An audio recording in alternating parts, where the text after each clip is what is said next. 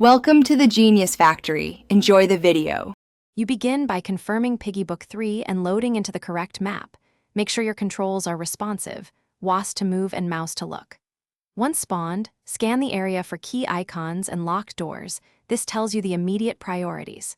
Pick up simple items first, like flashlights or crates, because they open routes. As you move, communicate brief plans with teammates and mark a safe rally point so you don't scatter while searching. Once you've secured initial items, shift to chained objectives.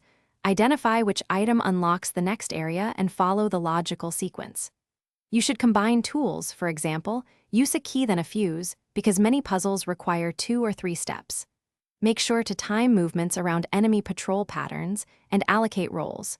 You, as the searcher, move fast, while others cover exits and carry bulky objects. Communicate status updates and adapt if a route becomes blocked. You now assemble final pieces and head for the exit. Once the escape sequence starts, move decisively and help any slowed teammates so the timer isn't wasted.